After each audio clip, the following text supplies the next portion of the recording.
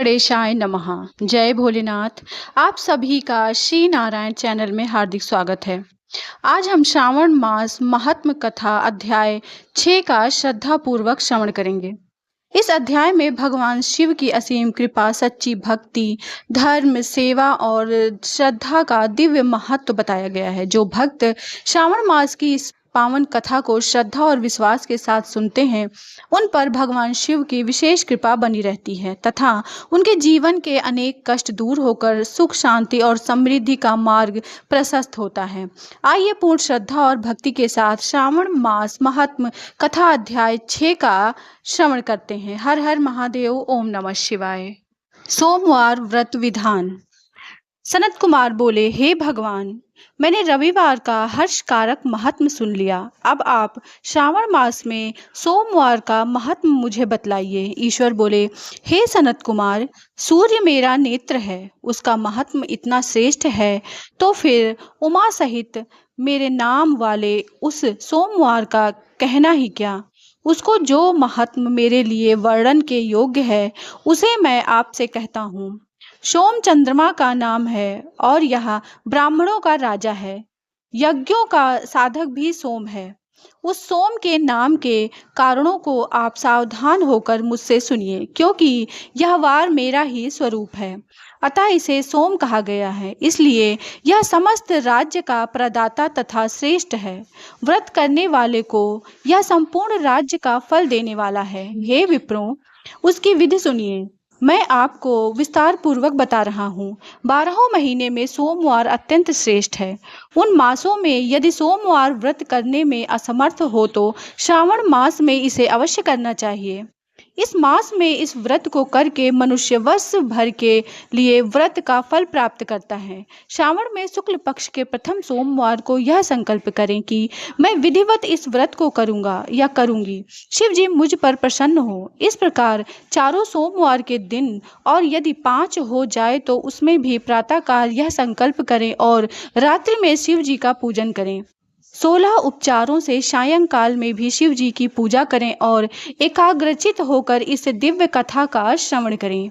हे सनत कुमार, इस सोमवार की कही जाने वाली विधि को अब मुझसे सुनिए। श्रावण मास के प्रथम सोमवार को इस श्रेष्ठ व्रत को प्रारंभ करें। मनुष्य को चाहिए कि अच्छी तरह स्नान करके पवित्र होकर श्वेत वस्त्र धारण करे और काम, क्रोध, अहंकार, द्वेष, निंदा आदि का त्याग करके मालती, मल्लिका आदि श्वेत पुष्पों को लाए। इसके अतिरिक्त अन्य विविध पुष्पों से तथा अभिष्ट पूजनापचारों के द्वारा त्र्यंबकम इस मूल मंत्र से शिव जी की पूजा करें। इसके बाद कहें, मैं शव, भवनाश, महादेव, उग्र, उग्रनाथ, भव, शशिमौली, रुद्र, नीलकंठ, शिव तथा भवहारी का ध्यान करता हूँ। इस प्रकार अपने विभव के अनुसार मनोहर उपचारों से देवेश शिव का विधिवत पूजन करें। जो इस व्रत को करता है उसके पुण्य फल को सुनिए। जो लोग सोमवार के दिन पार्वती सहित शिव की पूजा करते हैं वे पुनरावृत्ति से रहित अक्षय लोक प्राप्त करते हैं। हे सनत कुमार, इस मास में नक्त व्रत से जो व्रत पुण्य प्राप्त करता है उसे मैं संक्षेप में कहता हूँ। देवताओं तथा दानवों से भी अभेद 7 जन्मों का अर्जित पाप नक्त भोजन से नष्ट हो जाता है, इसमें संदेह नहीं करना चाहिए। अथवा इस अच्युतम व्रत को उपवास पूर्वक करें। इसे करने से पुत्र की इच्छा रखने वाला मनुष्य पुत्र प्राप्त करता है, धन चाहने वाला धन प्राप्त करता है, वह जिस जिस अभिष्ट की कामना करता है उसे पा जाता है। इस लोक में दीर्घकालीन वंचित सुखों को भोग कर अंत में श्रेष्ठ विमान पर अरूढ़ होकर वह रुद्र लोक में प्रतिष्ठा प्राप्त करता है। चित्त चंचल, धन चंचल और जीवन भी चंचल है, ऐसा समझकर प्रयत्न पूर्वक व्रत का उद्यापन करना चाहिए। चांदी के विषव पर विराजमान सुवर्ण निर्मित शिव तथा पार्वती की प्रतिमा अपने सामर्थ्य के अनुसार बनानी चाहिए, जिसमें धन की कृपाणता नहीं करनी चाहिए। इसके बाद एक दिव्य तथा शुभ लिंगतो भद्र मंडप बनाएं और उसमें 2 श्वेत वस्त्रों से युक्त एक घट स्थापित करें। घट के ऊपर तांबे अथवा बांस का बना हुआ पात्र रखें और उसके ऊपर उमा सहित शिव को स्थापित करें। इसके बाद श्रुति, स्मृति तथा पुराणों में कहे गए मंत्रों से शिव की पूजा करें। पुष्पों को मंडल पुष्पों का मंडप बनाएं तथा उसके ऊपर सुंदर चंदोवा लगाएं। उसमें गीतों तथा बाजों की मधुर ध्वनि के साथ रात में जागरण करें।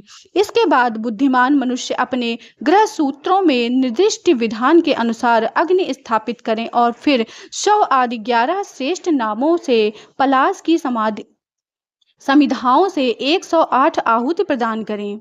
यव व्रीहि तिल आदि की आहुति इस मंत्र से करें और बिल्व पत्रों की आहुति त्र्यंबकम अथवा षडाक्षर मंत्र ओम नमः शिवाय से प्रदान करें। इसके बाद होम करके पूर्ण आहुति देकर आचार्य का पूजन करें और बाद में उन्हें गौ प्रदान करें। इसके बाद 11 श्रेष्ठ ब्राह्मणों को भोजन कराएं तथा उन्हें वंश पात्र सहित 11 घट प्रदान करें। इसके बाद पूजित देवताओं को तथा देवता को अर्पित सभी सामग्री आचार्य को दे दें तथा तत्पश्चात प्रार्थना करें, मेरा यह व्रत परिपूर्ण हो और शिव जी मुझ पर प्रसन्न हो। इसके बाद बंधुओं के साथ हर्षपूर्वक भोजन करें। इसी विधान से जो मनुष्य इस व्रत को करता है वह जिस जिस अभिलाषित वस्तु की कामना करता है उसे प्राप्त कर लेता है और अंत में शिव लोक को प्राप्त होकर उस लोक में पूजित होता है। हे सनत कुमार, सर्वप्रथम श्री कृष्ण ने इस मंगलकारी सोमवार व्रत को किया था। श्रेष्ठ आसक्ति और धर्मपरायण राजाओं ने भी इस व्रत को किया था। जो इस व्रत को नित्य श्रवण करता है वह भी उसी व्रत के फल का योगी बनता है। इस प्रकार श्री स्कंद पुराण के अंतर्गत ईश्वर सनत कुमार संवाद में श्रावण मास महात्म में सोमवार व्रत कथन नामक 6वां अध्याय पूर्ण हुआ। हर हर महादेव। ओम नमः शिवाय। भगवान शिव और माता पार्वती सदैव आप पर कृपा बनाए रखें। वीडियो अगर पसंद आए, कथा अगर अच्छी लगे तो लाइक शेयर सब्सक्राइब जरूर करें। मेरे चैनल पर इसी तरीके की वीडियोस आपको मिल जाएंगी। हर हर महादेव। ओम नमः शिवाय।